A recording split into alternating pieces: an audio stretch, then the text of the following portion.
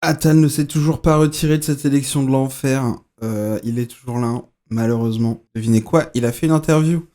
Une interview chez Gaspard G, qui a déjà fait aussi juste avant interview, entre guillemets, le retour sur la vie de Jean-Luc Mélenchon. C'est dépolitisant as fuck, bien sûr. Y a pas de, ça parle pas de politique. Je pense que c'est la principale critique qu'on peut faire à cette émission. Ça ne parle pas de politique. Ça parle du parcours des personnes qui l'interrogent. Alors, donc la dernière fois c'était Jean-Luc Mélenchon, là c'est Gabriel Attal. Qui sait qui sera la prochaine personne, bien sûr. On ne sait pas encore. C'est la canicule, c'est génial. Et je pense que c'est, bah voilà, juste le moment de réact à ce poulet, bien sûr. Ça peut être intéressant, je sais pas. Non, ça va évidemment pas être intéressant, mais en tout cas, voilà. Regarder un peu ce parcours et critiquer ce qu'il y a à critiquer, surtout politiquement parlant, dans une émission qui, bien sûr, comme je le disais, évince un peu l'essence politique de ces personnes-là. Alors que bon, bah c'est quand même le but d'un représentant politique, bien sûr, d'avoir des idées à défendre. Et bon, je pense que de toute façon, il va relier ça à quelques idées quand même. Alors des idées qu'on lui connaît, des idées complètement molles, libérales et pour le moins, oui, enfin juste des idées de droite, quoi. Voilà. Bon, en avant, let's go, quoi. En avant, Guingamp. Et j'ai voulu me plonger avec lui dans ses dossiers pour mieux comprendre son parcours et la construction de sa pensée politique. Depuis plusieurs années, je fais des portraits sur YouTube et à l'approche de la présidentielle, j'ai décidé de recevoir les figures qui pourraient faire l'élection. Depuis la dissolution de 2024 et déclare sa candidature à l'élection présidentielle. La journée, je cherche à joindre le président, il répond pas à mes messages, il répond pas à mes appels, je suis quand même Premier ministre, c'est un jour d'élection, je me dis, bizarre. Et puis là, il finit par m'appeler à 18h45, je pensais avoir une relation de confiance suffisante avec le président. Ok. Alors, il va give un peu des insights sur la dissolution. Bon, à savoir que cette dissolution, bien sûr, on l'avait déjà dit avant, mais il ne l'a absolument pas digérée du tout. Il a une place évidemment éminente en tant que Premier ministre. Et il se fait même pas censurer, quoi. C'est vraiment Emmanuel Macron qui décide de dissoudre. Il décide de dissoudre d'abord pour des raisons à la suite des élections européennes où les macronistes se sont fait vraiment ramasser par rapport à ce qui était attendu. Et voilà, c'est une réaction de Macron pour essayer de tanker ça, de refidéliser un peu le qui tout double. C'est-à-dire que qui tout double de soit on regagne une majorité qu'il n'avait pas, ou en tout cas pas assez conséquente vraiment, soit on arrive à avoir la majorité, soit c'est le RN, et puis on verra bien ce que ça donne. Mais il y avait un peu ce truc de, d'ailleurs il l'avait dit lui-même, j'aurais lancé une grenade dégoupillée, quoi, enfin je veux dire, c'est vraiment un truc evil as fuck, de qui tout double, il savait qu'il de toute façon il avait plus rien à perdre, quoi qu'il faisait, ça passait pas soit par un 49.3, ce qui de toute façon lui valait énormément pas de sanctions malheureusement, mais de critiques médiatiques extrêmement virulentes et surtout d'émotions de censure à n'en plus finir.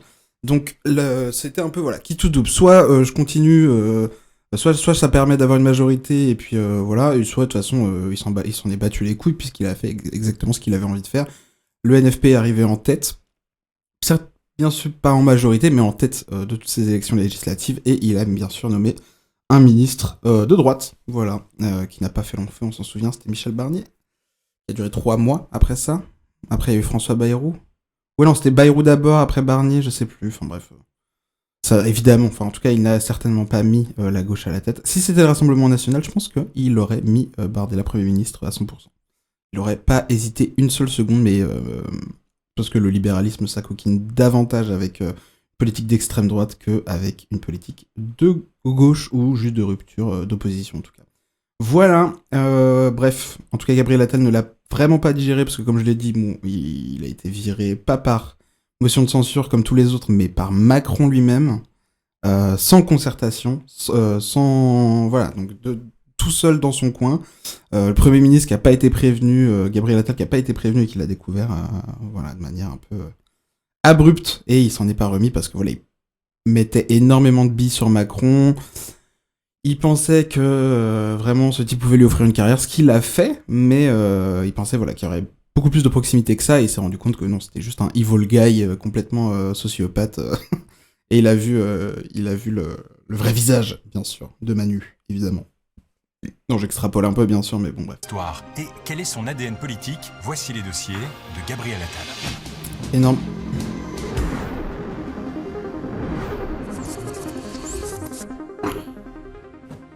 Gabriel Attal. Bonjour. Vous allez bien? Ça va et vous? Ouais, super. C'est quoi cette boîte? Alors, vous allez je suis voir, tout sourire. J'ai préparé quelques archives que j'espère vous avez pas... Comme je le disais, c'est vraiment un revues contenu dépolitisant as fuck, hein, vraiment. Enfin, c'est... depuis longtemps. On est allé chercher un peu loin. Ça fait des souvenirs? On va plonger ensemble dans certaines de vos archives, ces moments qui ont marqué votre parcours politique. Mais d'abord, Gabriel Attal, qui êtes-vous? Je veux dire, au-delà du CV. Un homme libre, j'espère. Pardon. Parce que c'est ce qui compte pour moi le plus. Je vous propose qu'on commence à remonter votre parcours C'est avec trop une peu fort, la première vidéo. cassette. Ouais. On est en 1998 et Hop, vous avez voilà, comme 9 ça. ans. Oh, il a Les 9 ans. élèves de CM2 sont pour la plupart issus de milieux sociaux privilégiés. L'école alsacienne forme 1600 élèves de la maternelle au baccalauréat. Beaucoup de ministres et de nombreux acteurs célèbres sortent de cette école privée. Gabriel a 9 ans et demi. Ici, il peut pratiquer sa passion en toute liberté, le théâtre, considéré comme n'importe quelle autre Quel acteur, matière. putain. Les pièces de Molière n'ont plus de secret pour lui et chaque année, il participe à un spectacle. Ouais, c'est un autre monde, hein, c'est un autre monde, l'école Stanislas. Elle ne me voit pas, elle soupire. Pas l'école alsacienne, pardon. Pour moi, la politique, c'est ça. La question, c'est pas de savoir d'où vous venez, mais où vous voulez aller. C'est pas qui vous êtes, mais ce que vous faites.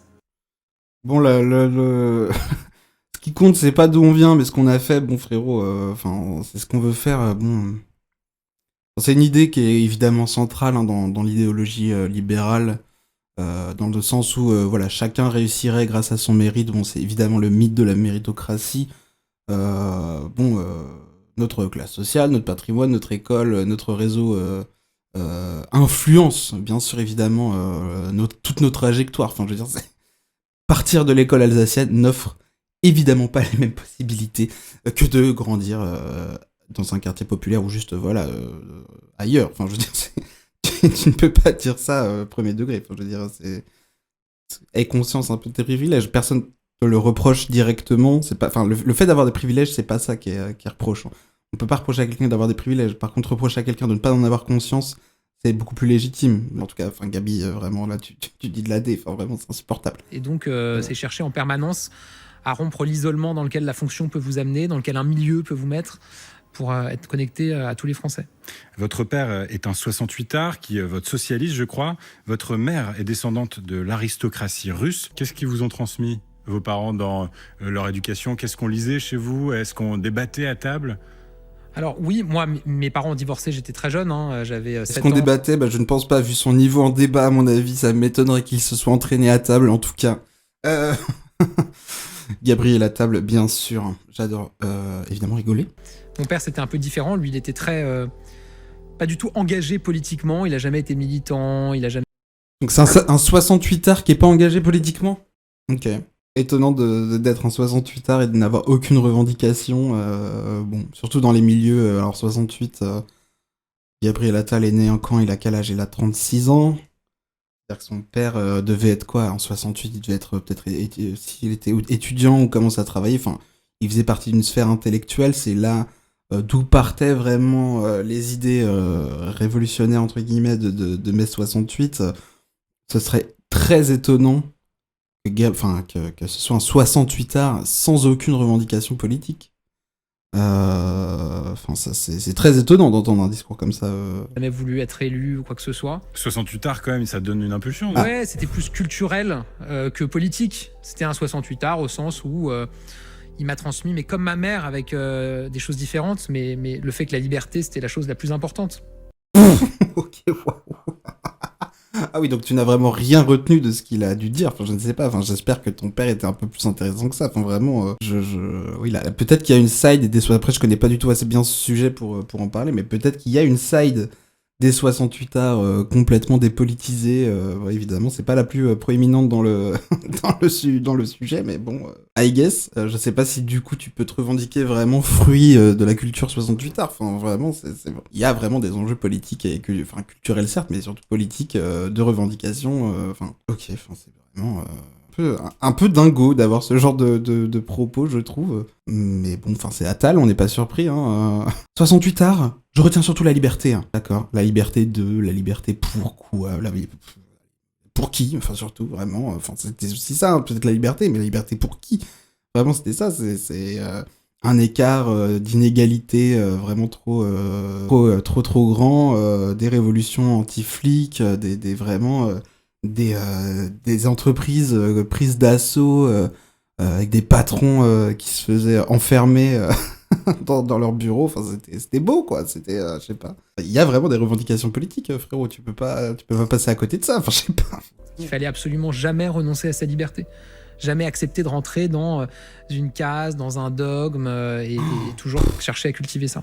Je vous propose qu'on passe mais c'est pas possible. Vous poursuivez vos études quelques rues plus loin seulement, à Sciences Po, et on a retrouvé, je pense, une sacrée archive. Je sais pas si vous l'avez vue depuis qu'elle a mais la méritocratie n'existe pas. été tournée. Oulala. Vous avez 23 ans, vous faites partie de ces... Ça, pareil, quel effet pour encore dépolitiser davantage un format qui ne l'est pas du tout. C'est con, hein, parce que c'est juste un effet de montage, machin, pour rendre le truc un peu dynamique, mais ça rend sympathique. Ça rend sympathique. Et je le dis pas seulement parce que c'est Attal, je dis la même chose aussi sur l'interview de Jean-Luc Mélenchon. Hein. Je ne trouve pas ça intéressant politiquement. Ça n'a aucun intérêt politique. Alors Gasperger avait déjà fait une série de vidéos pendant les européennes qui était beaucoup plus intéressant parce qu'on parlait du programme. On parlait on parlait du programme, des partis, de ce que chacun défendait, revenir sur des éléments, revenir sur machin. C'était pas le truc le plus politique ever non plus, mais il y avait un temps long sur lequel chaque politique pouvait développer en tout cas ses idées, son programme, son projet politique vis-à-vis des élections européennes, et bah c'était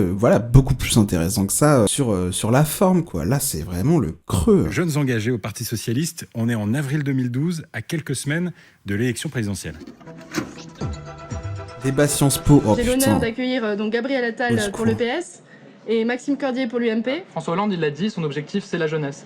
Il veut que les jeunes, dans 5 ans, vivent mieux qu'ils ne vivent aujourd'hui, et il demande d'ailleurs à être jugé là-dessus. Sarkozy demandait à être jugé sur le taux de chômage à la fin de son mandat. On voit ce qu'il en a été. C'est dommage parce que le Parti socialiste, on a toujours un peu de mal à se repérer dans leurs projets parce que ça change un peu tous les jours. Mais aussi, enfin... Et c'est con parce que le mec de l'UMP là vient a un argument qui marche. Il a un argument, Attal aussi, hein, cela dit, mais il est mauvais en débat, quoi. Il l'a toujours été, on le voit maintenant. Il est mauvais en débat, il a été mauvais en débat, il restera mauvais en débat. Et je suis désolé, je suis 0% familier avec l'UMP, mais enfin bref, le Boug n'a pas tort sur le côté, d'un programme socialiste complètement malléable. D'ailleurs, c'est ce qui a valu que Lionel Jospin n'a pas gagné en 2002. C'est ce qui a valu la défaite de François Hollande en 2012 quand il ne se représente pas, le fait qu'il se prenne un bashing monumental et mérité en plus de ça, pour avoir trahi absolument tout son électorat de gauche. Enfin vraiment, je dis pas que les idées de l'UMP sont meilleures, hein, loin de là. En revanche, ce qu'il dit est vrai, c'est le problème du Parti Socialiste a toujours été que ce soit une politique beaucoup trop molle, beaucoup trop malléable et beaucoup trop traître. Enfin vraiment, c'est aussi ça d'où vient les accusations de traîtrise, etc. C'est vraiment ce côté de votre politique, de toute façon, n'a aucun socle solide, en fait. Bon, ce projet, il est là, je vois pas ton projet à toi. Non, mais... T'es venu avec ton téléphone portable, peut-être qu'on l'appelle à un ami, je sais pas. Il faut laisser parler les gens. On parle pas de mariage homosexuel, on parle de mariage tout court. Parce que pour nous, le mariage, c'est 2 personnes qui s'aiment, et c'est pas forcément un homme et une femme, et on va pas faire un mariage spécialisé pour les Gabriel Attal woke, what the fuck. Pourquoi est-ce que tu parles pas de 2 parents? Je comprends pas pourquoi est-ce qu'il y a cette différence. C'est bon? C'est bon, là c'était un léger. Me répondre. Bon, après, le mec de l'UMP est à chier aussi, en fait. En fait, je retire tout ce que j'ai dit, il est à chier. Mais je retire pas ce que j'ai dit sur la politique malléable du Parti Socialiste. Mais le mec de l'UMP est évidemment à chier. Pour perdre face à Gabriel Attal, faut vraiment être nul à chier, quand même. Hein. Après, ça reste Sciences Po, c'est vraiment des gens qui s'auto-sucent. C'est ridicule, vraiment. Je ne vois pas l'intérêt de faire ce genre de débat. C'est le degré zéro, vraiment, ils sont à chier. Enfin, genre, prends des vrais militants, tu verras que le débat, il sera beaucoup plus intéressant, quoi. Là, c'est quoi? C'est des mecs qui récitent tout ce qu'ils ont vu en cours, les deux complètement zinzes. Ils pensent qu'ils sont sur une estrade bien trop élevée que ce qu'ils ne sont réellement. Vraiment, tu n'es pas le candidat que tu penses être, hein, vraiment. Dans ce débat pour Sciences Po TV, c'est la web télé étudiante de Sciences Po, vous défendez la candidature de François Hollande à l'élection présidentielle de 2012. Ce mec a défendu François Hollande en 2012, vraiment, on ne peut pas lui faire confiance, hein, vraiment. Un autre étudiant, Maxime Cordier, qui, lui, est un représentant de l'UMP, le parti de Nicolas Sarkozy.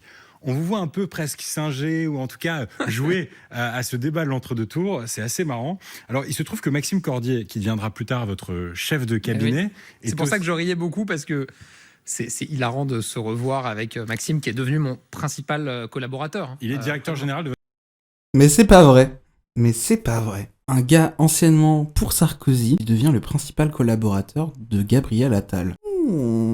Non, à mon avis, cette personne-là a une identité socialiste, bien sûr. Ouais, pour être pote avec l'UMP, vraiment, il faut être socialiste pour être pote avec l'UMP. Hein, vraiment, on se souvient des shoots photos de Hollande et Sarkozy côte à côte qui défendaient, je sais plus quelle loi, peut-être un truc sur l'Europe, j'ai oublié, ou autre chose, ou une loi travail, je ne sais plus. Mais on se souvient de ce shoot photo où ils sont vraiment en mode, hey, on est together, en mode twin, bro. Parti politique Renaissance, c'est absolument, bien ça ouais. Alors moi, il y a quand même un truc qui me frappe dans cette archive, c'est que je me dis, les mecs abordaient deux prismes complètement différents sur le plan idéologique et aujourd'hui se retrouvent dans le même parti. Ouais.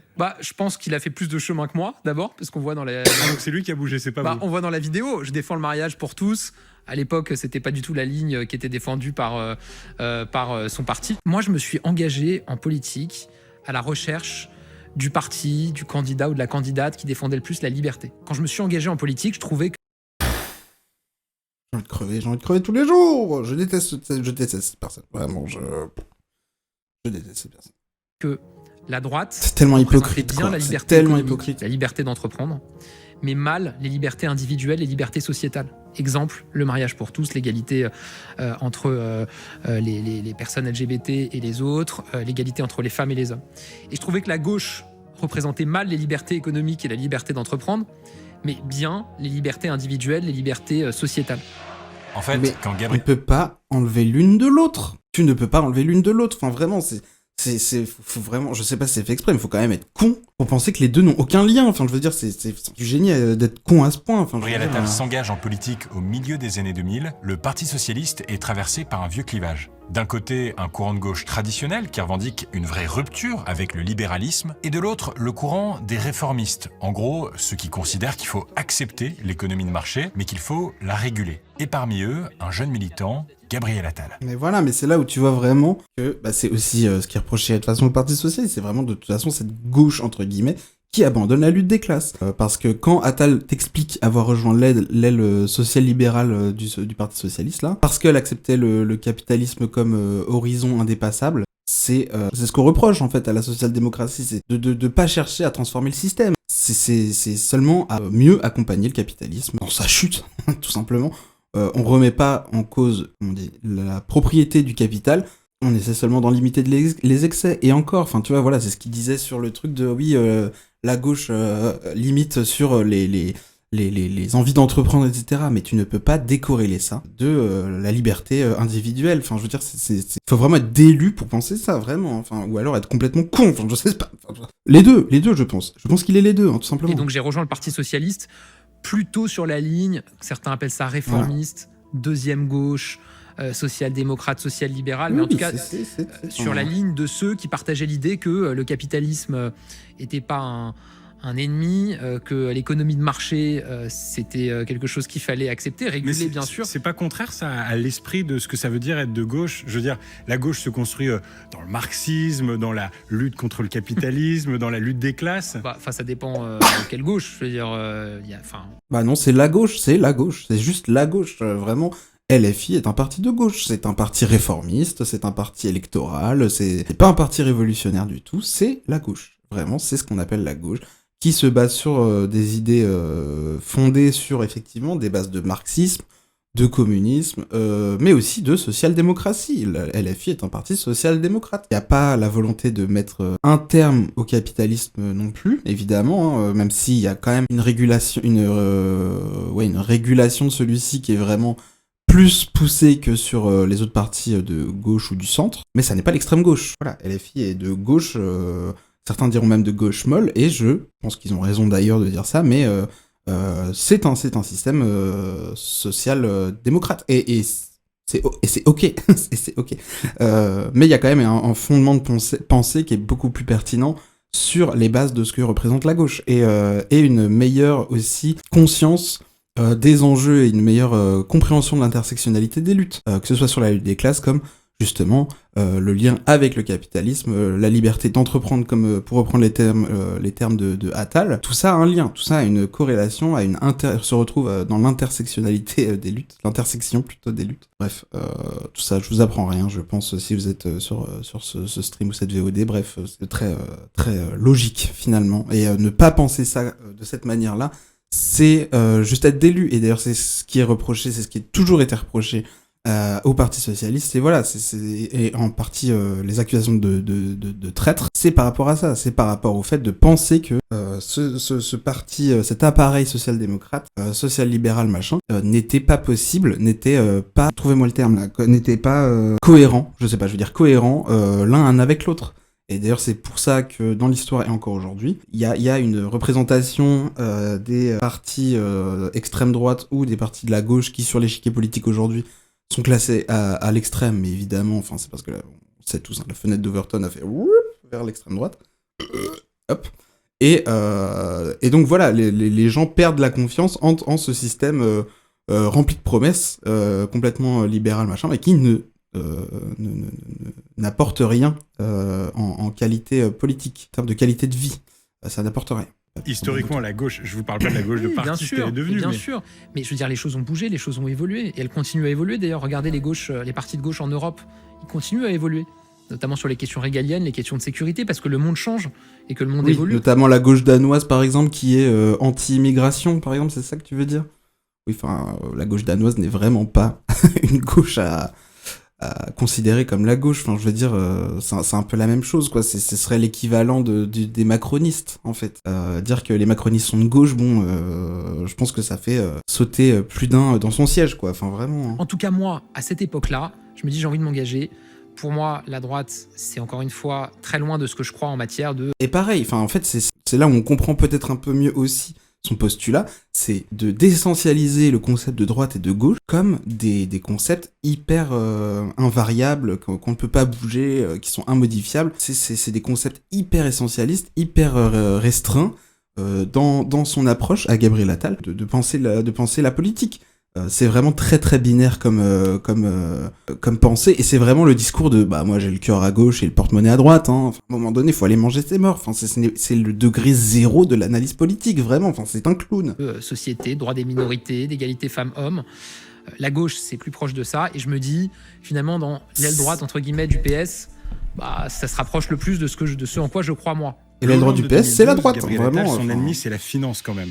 Cet adversaire, c'est le monde de la finance. Oui, enfin après, Hollande qui parle au discours du Bourget, l'ennemi de la finance, bon, si tu veux, quand c'est Hollande qui le dit, bon. Bon. Est-ce que tu accordes une énorme crédibilité, enfin, je veux dire... Est-ce que votre ennemi, c'est la finance ? Non, moi je dirais pas ça aujourd'hui. Bah oui, voilà. Et moi aussi j'ai évolué forcément. Parce que la finance, vers la droite. Besoin.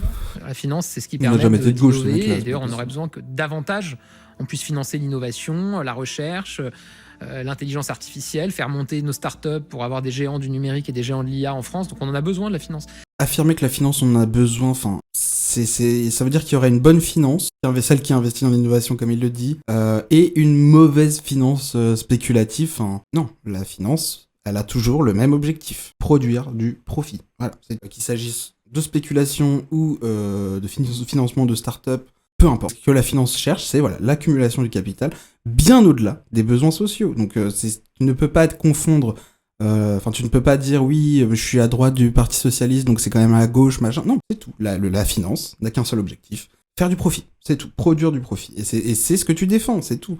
Produire du profit en dépit des besoins sociaux. Et ce qui nous prouve encore ce point, c'est toutes les coupes budgétaires que Attal a fait en tant que Premier ministre. Il a divisé par je sais pas combien tous les ministères, donc que ce soit l'écologie, que ce soit, on l'a vu je sais pas si vous l'avez vu, mais sur le débat Attal-Bompard là, qu'il y a eu cette semaine, Bompard fait la liste des coupes budgétaires. Alors Attal dit mais non, mais c'est pas que en parlant d'écologie, parce qu'il y avait le thème de la canicule. Et Attal dit mais non, c'est pas que l'écologie, c'est tout. Ah bon d'accord, si t'as tout coupé, excuse-moi, d'accord. Que ce soit sur la santé, l'écologie, l'éducation, évidemment pas l'armée, bien sûr. on le sait. Et sur les inégalités, etc. Enfin, tout ce qui avait besoin d'être coupé, il l'a coupé. Vraiment, en dépit, donc, comme je le disais, de services publics qui soient profitables pour les citoyens. Enfin, vraiment. Donc, défendre vraiment le point de vue de la finance, c'est défendre un point de vue d'accumulation de capital et de production de richesse. Et cette richesse ne va évidemment pas ruisseler comme ils pensaient que ça le ferait en 2017. Enfin, je veux dire, ça n'a jamais existé, on le sait, hein, ça fait 9 ans que Macron est au pouvoir et ça fait 9 ans que la situation s'empire économiquement. Enfin, bref. Je propose qu'on passe à une autre archive, Gabriel Attal. On est à la fin du quinquennat de François Hollande et François Hollande doit composer avec les infidélités de son propre ministre de l'économie, un certain Emmanuel Macron. On est en 2016, vous avez 27 ans et Macron lance son mouvement En Marche. Mais maintenant, votre jeune Macron, putain, ce mec a été élu, quoi. En France, pour le porter et pour gagner. Ce que je veux, c'est que vous, partout, vous alliez le faire gagner, parce que c'est notre projet. Vive la République. Il est zinzin, putain. Enfin, vraiment, les gens, ils ont pas vu ça, ils ont pas vu à quel point c'était un zinz déjà. La sono était horrible. J'entendais juste... Ce boug a été élu, quoi. Enfin, vraiment, c'est ouf. Juste des hurlements, mais on comprenait pas ce qu'il disait. Ce qui me plaît à l'époque, c'est ce que je viens de vous dire. Ni de droite ni de gauche. On peut défendre à la fois la liberté d'entreprendre, les libertés économiques, et en même temps les libertés individuelles. Mais autant parler de liberté comme ça rapproche davantage à une politique libertarienne qu'à une politique libérale. Enfin, je sais pas. Hein. Mais enfin, avoir autant le mot liberté à la bouche pour en plus parler de liberté d'entreprendre, etc. Ça a davantage l'air de défendre une politique libertarienne, hein, qui est bien au-delà, beaucoup plus, enfin qui est bien plus énervé, on va dire ça comme ça, que une politique libérale. Hein. Liberté sociétale. En termes de couche du coup sur le service public. Je peux pas vous dire qu'à les besoins l'époque, sociaux. C'est le programme économique qui m'a le plus emballé, même si pour moi ça. Ah non, il n'en avait pas. Quelque part dans le bon sens. Vraiment, il n'avait aucun programme. Bah ouais, parce qu'en 2012, quand François Hollande arrive à l'Élysée, il est élu sur un programme fiscal très à gauche, avec une boussole, faire payer davantage les plus riches et les grandes entreprises. Et la mesure qui fait le plus de bruit... Mais imagine, en fait, c'est un gouvernement de droite. Non, je rigole. Mais imagine quand même. Forcément, hein, vous découvrez des choses, vous apprenez des choses, vous prenez conscience, vous mûrissez aussi. Et puis, cette idée qu'il allait avoir un grand souffle de transformation... Pareil, je sais pas si c'est bon pour lui. Là, je vais parler en termes de stratégie électorale. Est-ce que c'est bon pour lui de parler autant de « Ah, en fait, j'ai bougé sur ces lignes, machin ». Est-ce que ça cold take, vraiment? Est-ce que ça impliquerait pas justement un manque de solidité politique, un manque de solidité sur ton projet, de dire que tu peux autant bouger de là d'où tu viens à là où tu es maintenant? Moi, je sais pas, en tant qu'électeur, si j'étais séduit par un discours libéral, droitard, qu'on appelle centriste, mais le centre, c'est la droite, est-ce que je trouverais ça convaincant que quelqu'un me dise autant qu'il bouge régulièrement sur ses positions? C'est là où, du coup, le côté de la jeunesse du candidat est aussi à remettre en question. Alors après, Macron, il a été élu à jeune aussi, hein, je crois que c'était 37-38 ans, je sais plus. Mais... il était beaucoup plus... il était pas là à dire oui, j'ai bougé, j'ai machin. Non. Lui, ce qu'il a fait, c'est construire un discours politique sur une ligne qui était pas la plus précise. Hein. Il a fait beaucoup d'à peu près, mais il avait des avantages, déjà l'avantage des médias, beaucoup. On le sait, c'est la personnalité médiatique, la personnalité qui a eu le plus de représentation médiatique vis-à-vis plutôt que tous les autres. Et mais Gabriel Attal reprendre ce flambeau-là dans cette économie, dans ce contexte politique-là, c'est là où tu vois que vraiment il y a un décalage et où ça ne marche pas. Il fait complètement une reprise de la campagne électorale d'Emmanuel Macron en 2017 pour sa campagne en 2026-7 quoi. Mais on voit complètement que ça ne prend pas du tout. Déjà parce qu'il est moins bon, déjà parce qu'il est vraiment moins bon que Macron. Je dis pas que Macron était bon, hein. Mais en tout cas, il était bon sur certains trucs. On peut pas lui reprocher ça. Il avait mis à ses dispositions des moyens qui lui permettaient d'aller là où il est aujourd'hui. Il avait en tout cas cette vision-là. Et Attal, ça se voit qu'il ne l'a pas du tout. Enfin, vraiment, tu ne peux pas refaire ce que ton mentor a fait la veille, quoi. Vraiment, ça se voit que ça ne marche pas, quoi. Vraiment. Est-ce que Gabriel Attal, il n'a pas contribué aussi à une fragmentation de notre paysage politique, peut-être à une polarisation des idées les plus extrêmes? d'avoir en fait facilité la montée en puissance de LFI, du RN. S'il y avait eu plus de socle idéologique, est-ce qu'il n'y aurait pas moins d'instabilité ? Pareil, quel cadre tu poses journalistiquement parlant quand tu opposes le RN à LFI ? Effectivement, sur le spectre politique, on peut voir que c'est les deux pôles d'opposition. Alors quand je dis opposition, non, la vraie opposition au macronisme, c'est LFI.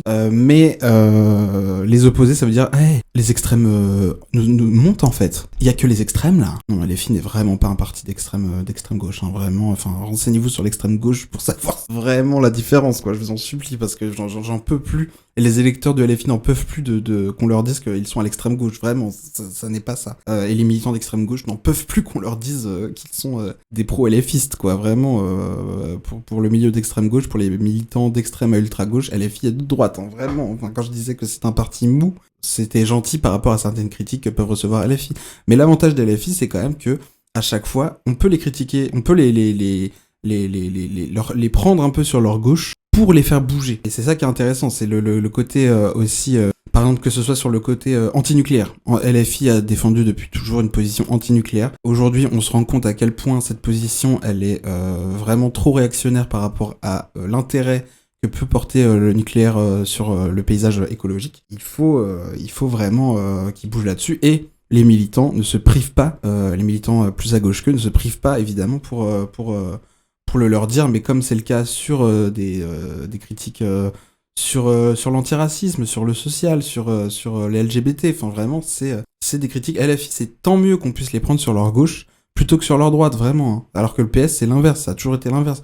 Le PS était davantage tiré vers la droite depuis toujours, et quand c'était vers la gauche, à chaque fois, c'était non, c'était niet, ça ne passait jamais. Le PS est toujours droitisé et jamais davantage gauchisé, et il ne s'en est jamais sorti, enfin il ne s'en est jamais dégagé de cette position beaucoup plus à droite. Voilà. Et sur la même période, la France insoumise de Jean-Luc Mélenchon passe de 17 à 71 députés. Une progression largement nourrie par la défiance. On aurait eu 10 fois plus vraiment si le PS ne s'était pas incrusté dans la NUPES et dans le NFP, là vraiment c'était...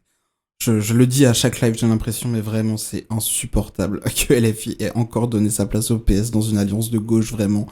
Sachant que le PS était prêt à s'orienter davantage vers Attal que le NFP, et c'est le PS qui a fait chier à chaque fois les négociations du NFP. Hein. Tout ça pour en plus reprendre un programme de base qui se basait complètement, voire qui était complètement calqué sur le programme de la NUP en 2022, enfin... à peu de choses près. Donc vraiment le PS, enfin LFI qui a essayé de tendre la main au PS, c'est vraiment, enfin non, vous auriez dû le pousser dans l'escalier, quoi, depuis le début.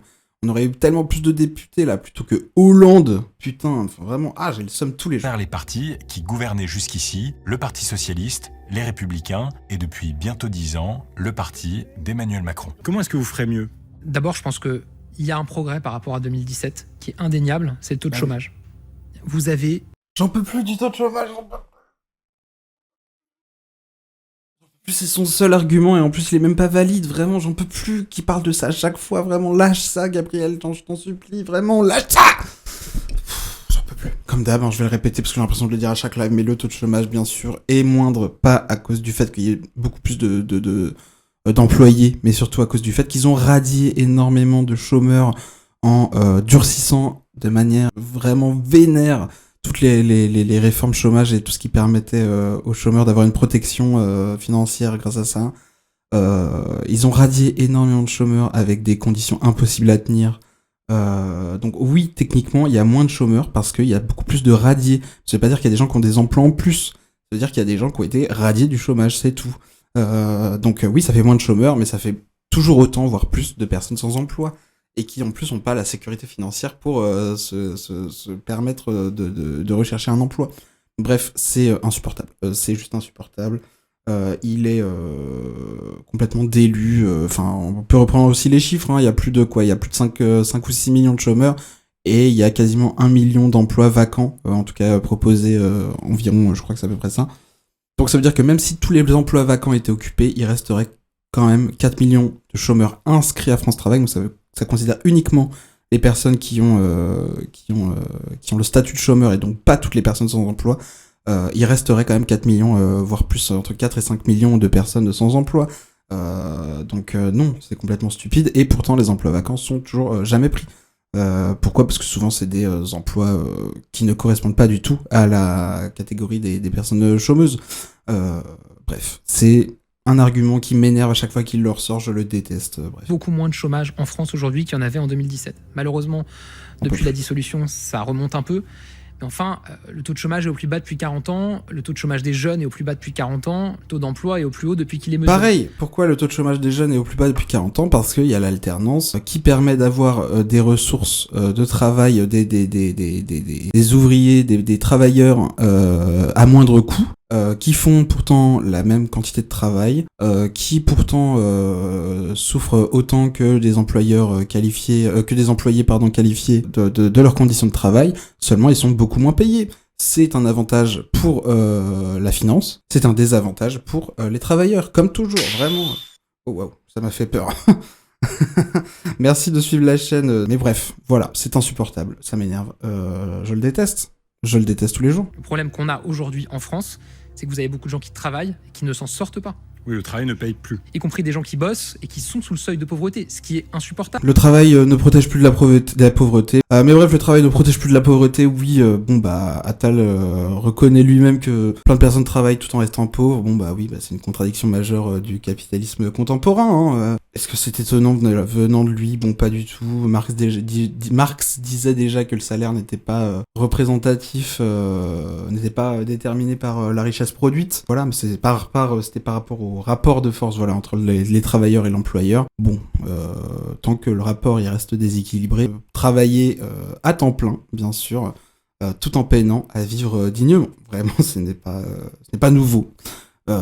Ça ne l'a jamais été. Il fait ça comme si c'était une nouveauté. Non, c'est juste qu'évidemment, avec l'inflation et les salaires qui ne suivent pas, oui, c'est davantage compliqué, mais ce rapport de force-là a toujours existé. Gabriel Attal, je vous propose qu'on passe à un autre dossier. On avance un peu dans le temps. Vous faites votre trou au gouvernement. Après avoir été secrétaire d'État, puis ministre des Comptes publics, vous devenez ministre de l'Éducation nationale à seulement 34 ans. Vous êtes le plus jeune à avoir occupé ce poste. La rentrée 2023 arrive et une de vos premières mesures, c'est ça.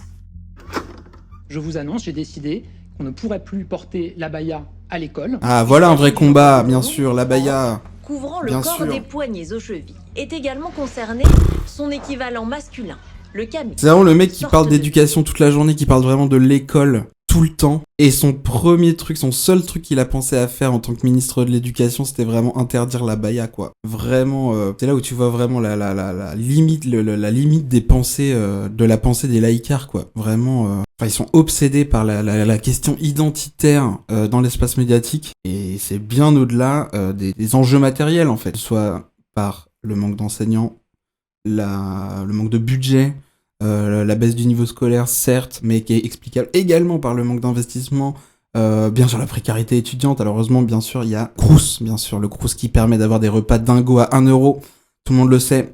Mais voilà, bref, le sous-financement de l'éducation publique. Ouais, les conflits culturels détournent complètement l'attention des rapports économiques, et ça fait juste chier. Ça fait juste chier de voir que c'est son principal, de dire vraiment, de revendiquer l'éducation comme ton projet majeur, d'interdire l'abaya, quoi, c'est vraiment pareil, quoi, degré zéro. Bref, énorme.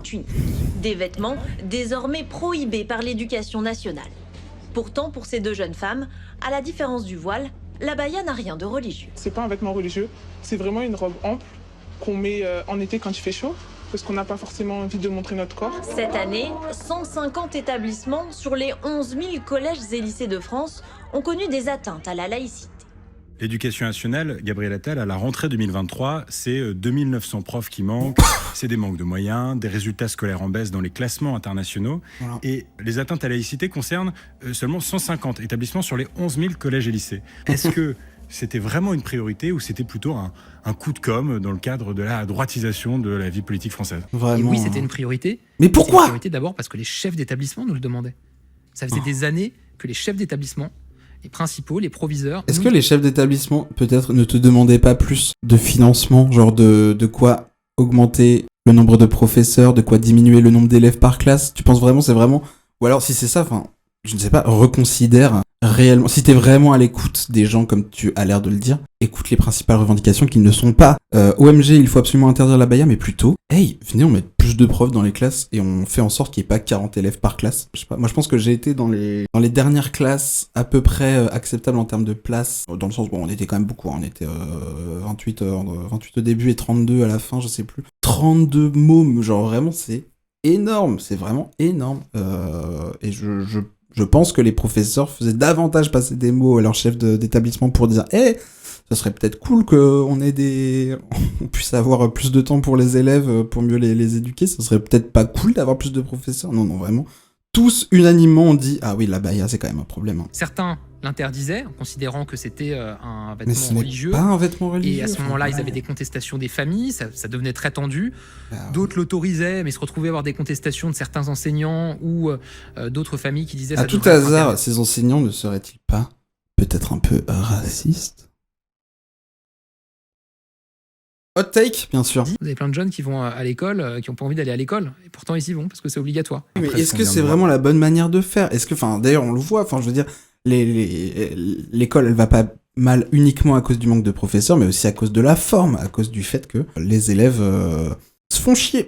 Genre, je sais pas, peut-être qu'on peut... ça serait vraiment intéressant de réfléchir.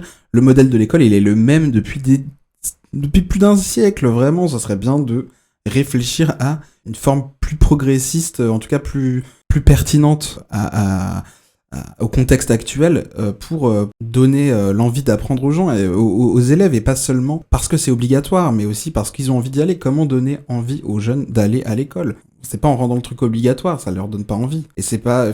si, parce que c'est des gens qui partent du postulat que les enfants, par leur manque de maturité, etc., détestent l'école. Non, tu peux aimer l'endroit où tu vas apprendre des trucs. Mais ça dépend comment ça se passe, ça dépend alors les corpus, certes, mais surtout, comme on dit, la forme, la manière de faire. La manière de faire, c'est la même depuis plus d'un siècle. À un moment donné, il faut réfléchir à une actualisation, pas seulement du programme, mais aussi la pédagogie, voilà, c'est le mot que je cherchais, la pédagogie, il faut réussir à l'actualiser au contexte actuel. Si tu veux donner vraiment envie aux jeunes et aux élèves d'apprendre, c'est par là que ça passe, c'est par une pédagogie qui les fasse s'investir d'eux-mêmes. Le fait de rendre l'école comme le SNI obligatoire, à quel prix ? Est-ce que c'est pour forcer un élève pour qui la pédagogie ne marche visiblement pas, qui se prend des tonnes de mauvaises notes, qui déprime à cause de ça, de toute façon se dit, bon bah moi de toute façon, vu mes notes, je suis bon à rien, machin, et en plus l'éducation nationale qui en met une couche derrière en disant, vraiment, conseil de discipline, c'est quoi ces notes, tu vas redoubler, et évidemment le redoublement est très très mal vu. Quel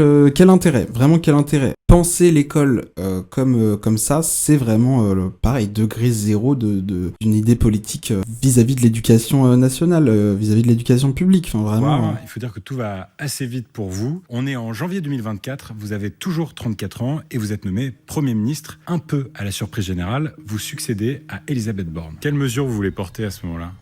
J'avais fixé plusieurs objectifs. Désmicardiser la France, c'est-à-dire faire en sorte, on en parlait tout à l'heure, que les salaires augmentent. Ensuite, des mesures autour de la débureaucratisation, et en gros simplifier la vie des gens, parce que objectivement aujourd'hui vous êtes un entrepreneur, vous êtes un élu local, vous voulez porter des projets, c'est hyper compliqué. Et puis 3, j'avais fixé aussi un objectif majeur qui était la lutte contre la délinquance des mineurs, avec une réforme que je voulais porter pour durcir notre code pénal pour la justice des mineurs. Ah bah bien sûr, oui. Mais pareil, c'est toujours ce qu'on disait tout à l'heure, c'est vraiment le fait de transformer, de pénaliser les conséquences plutôt que les causes. On changera pas les causes, par contre on va pénaliser plus durement les conséquences et ne pas toucher à ce qui fait qu'il y a des gens qui se dirigent vers la délinquance, etc. Enfin bref, c'est quand t'as une fuite, c'est l'allégorie de la fuite, hein, mais genre t'as un bassin d'eau qui est en train... une fuite peut-être dans ton robinet. Et tu dis, hey, je vais mettre du scotch sur le robinet directement au lieu de réparer la fuite. Enfin, tu vois, c'est de réparer les tuyaux. Enfin, mon allégorie était pas super bien, mais bref, vous allez Les réformes, elles vont être bien plus compliquées à faire passer qu'en temps normal. Parce que l'Assemblée nationale, dont hérite le Premier ministre Attal, est fracturée en 4 blocs depuis 2022. La gauche, le centre, la droite et l'extrême droite. D'habitude, comme les législatives ont lieu juste après la présidentielle, le parti du président élu décroche dans la foulée une majorité absolue pour appliquer son programme. Au moins 289 sièges sur 577. Mais en juin 2022, le camp présidentiel d'Emmanuel Macron n'en obtient que 245. Résultat, pour faire adopter une loi, il manque au gouvernement 44 voix qu'il doit aller chercher dans les autres groupes, souvent au prix de compromis. Dans ce contexte de fragmentation politique arrivent les élections européennes. On est le 9 juin 2024, le parti présidentiel arrive 3e à cette élection. On peut dire que c'est un échec électoral, je crois. À 21h15, Emmanuel Macron prend la parole dans une allocution télévisée. Après avoir procédé aux consultations prévues à l'article 12 de notre Constitution, j'ai décidé de vous redonner le choix de notre avenir parlementaire par le vote. Je dissous donc ce soir l'Assemblée nationale. Qu'est-ce qu'il est en train de faire ? Vous avez compris ce qu'il a voulu faire ? Non. Toujours pas aujourd'hui. Je pense qu'aucun Français n'a compris ce qu'il a voulu faire. Vous n'êtes pas consulté ? C'est même pas ça, c'est qu'il y a eu un choix délibéré de me cacher cette décision pendant plusieurs semaines, puisqu'elle avait été prise assez en amont. Ah ouais, vous pensez que c'était prévu ? Mais je sais, ouais, ça faisait plusieurs semaines, si ce n'est plusieurs mois que ça avait été Donc il avait compris que la liste menée par Valérie Ayé, ça ferait flop. Ou alors en fait ça n'avait absolument rien à voir avec les européennes. Peut-être qu'il aurait fait ce choix-là indépendamment du résultat des européennes, on n'en sait rien. Il avait probablement envie de dissoudre l'Assemblée nationale à ce moment-là. Comment est-ce que vous réagissez à ça ? Toute la journée je cherche à joindre le président, il répond pas à mes messages, il répond pas à mes appels, je suis quand même Premier ministre, c'est un jour d'élection, je me dis bizarre. Là on apprend qu'une équipe de TF1 a été convoquée à l'Elysée pour enregistrer une allocution. C'était moi qui étais censé parler le soir des élections, donc Ça paraît plus. Là on se dit c'est bizarre quand même, il va annoncer quelque chose, on n'est pas au courant. Donc ça commence à ressembler à la dissolution, et puis là il finit par m'appeler à 18h45, en fait 2 heures à peine avant son allocution. Et oui, c'est un choc. Il y a un choc personnel, bien sûr, parce que... Il l'a pas digéré. Forcément, je pensais avoir une relation de confiance suffisante avec le président pour qu'il puisse me faire part de ce type de projet et de décision. Et il vous entend à ce moment-là ? Non, il me dit non, je crois pas du tout. On peut retrouver une majorité, on va y arriver. La gauche va être divisée, ils n'arriveront pas à refaire la NUPES. Bon, ils ont mis 48 heures à faire le NFP. Et puis, Jordan Bardella est fatigué. Il a fait la campagne des européennes, il n'arrivera pas à faire campagne. Là, j'avoue que j'ai été médusé par cet argument, honnêtement. Mais voilà, en fait, la décision était prise. Est-ce que vous pensez que c'est un truc que Macron pensait sincèrement à quel point il se fout de la gueule d'Attal et à quel point il pense vraiment à ce qu'il dit ? Parce que comme analyste, effectivement, je rejoins Gabriel Attal sur... C'est vraiment un argument de con. Enfin, vraiment, c'est vraiment le pire argument ever. À quel point il y croyait ou à quel point il a essayé de balader Attal avec ça, je sais pas, mais c'est cool d'avoir ces insights-là, mais je comprends pas. Ou alors Macron a vraiment, pareil, une analyse politique vraiment réduite, mais ça m'étonnerait, hein, vraiment. J'ai envie de le penser plus malin que ça, mais à mon avis, ouais. Soit il balade Attal, soit il est vraiment complètement con. Je pense depuis tellement longtemps que c'était trop tard pour le faire changer d'avis. C'est une décision dont on paye encore les conséquences aujourd'hui. Parce que l'incapacité aujourd'hui à faire des réformes, à prendre des mesures importante pour le pays, pour l'économie, découle de l'instabilité politique qui découle des conditions dans lesquelles cette dissolution a été décidée. Après 10 ans de macronisme, certains vous voient un peu en mini-lui. Oui, on est différents. Voilà. On est différents sur notre parcours. Sur le plan de l'ADN politique. Je pense que dans le macronisme... Ouais, et Gaspard Gé a vraiment dit non, mais attends, je m'en branle. Parce que l'argument de Attal à chaque fois pour ça, c'est de dire mais on est deux personnes différentes...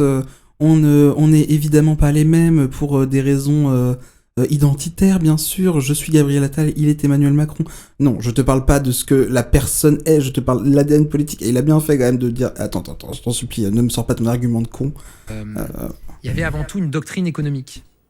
En gros, la politique de l'offre, une politique pro-entreprise, libérale, que j'ai totalement soutenue. Mais je pense que le macronisme, ça se résumait beaucoup à ça.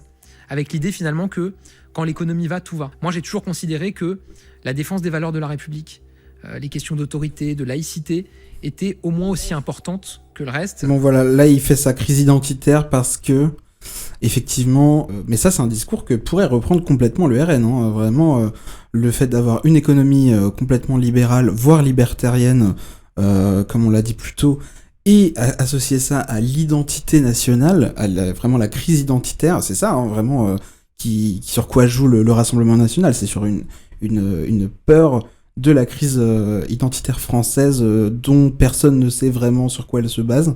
Ouais, c'est étonnant, enfin c'est pas étonnant, mais le libéralisme a toujours conduit à... ou en tout cas c'est toujours à coquiner avec l'extrême droite, en particulier sur ces sujets-là, mais ça reste un discours identitaire, et c'est hyper dangereux, quoi, de prôner des choses comme ça. Et puis, enfin, malgré tout, il est toujours au service d'une politique d'État qui aide le marché. Parce qu'il est hyper investi sur le sujet de l'intelligence artificielle. Il a parlé plusieurs fois durant le truc de l'innovation. Il insiste surtout sur la compétitivité, les startups, exactement comme le faisait Macron en 2017, et la nécessité, comme on le disait, de pas trop réguler, donc avoir une politique un peu libertarienne, entre le libéralisme et le libertaire, mais c'est surtout c'est une politique de finance, une politique de droite, où t'as l'État qui accompagne les entreprises pour rester compétitives. De toute façon, on doit parler d'intelligence artificielle, plutôt que de penser à la compétitivité, à la production de profit, etc. Je suis personnellement pas contre, moi qui suis graphiste, bien sûr, et en défaveur de l'utilisation de l'IA générative en général. L'intelligence artificielle représente par contre une vraie opportunité sur comment les technologies peuvent faire pour réduire le temps de travail, comment ça peut aider à améliorer les services publics, améliorer l'innovation, mais en particulier dans la médecine, répondre en gros à des besoins collectifs, plutôt que se concentrer sur, comme on le disait, la politique de finance qui a uniquement pour but de réaliser plus de profits. Donc quitte à parler d'intelligence artificielle, s'il vous plaît, parlez-nous de comment l'intelligence artificielle peut résoudre des problèmes de besoins collectifs. Vraiment, ça serait vraiment insane. Mais non, ça reste un État au service du marché, ça reste un État de droite, libéral, politiquement et financièrement parlant, quoi. Bref, ça me saoule, j'ai plus envie de regarder cette merde, j'en peux plus, c'est la fin. Vas-y, fini, conclu, j'avance un peu. Pour vrai Proémie. Merci Gabriel Attal. Merci beaucoup. Merci. Et voilà, c'était le deuxième Ok, c'est tout, il y avait rien d'intéressant, c'est insane. Super en fait. Que dire ? Critique Emmanuel Macron sur sa vision économique de oui, si l'économie va, tout va, mais il a exactement la même, hein. Peut-être pas avec les mêmes termes, mais finalement l'idée reste la même, quoi. Donc bon, c'est une politique qui vise à continuer de produire des inégalités, mais qui le justifie par une politique plus progressiste en matière de droit et de progression sociale, mais c'est évidemment complètement ridicule de penser changer quoi que ce soit avec ce postulat-là. Il va faire un flop. Je pense qu'il va faire un flop, hein, vraiment, ça n'a aucun intérêt. Voilà, super conclusion, je pense. On a perdu notre temps. Voilà, c'était insane.